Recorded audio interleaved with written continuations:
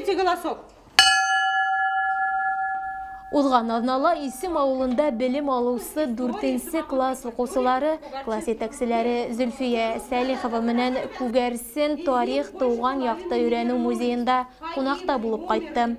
Бу очрашу Аек авыл республика конкурсы сиктәрендә оештырылган иде.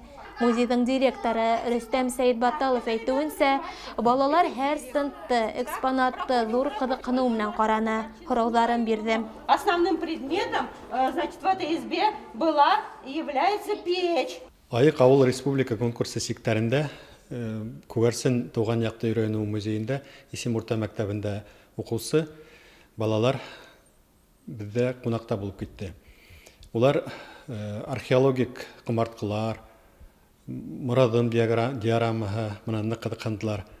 Шулай ук мәдәни мирасыбыз булган костюмдар һәм хавыт хабалар менән да турында ла һораштылар.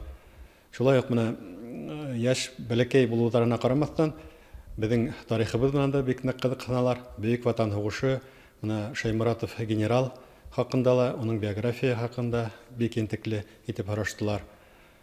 Шулай ук безнең тарихыбызды Улыгыла кесәйлә белергә тиеш дип уйлыйм.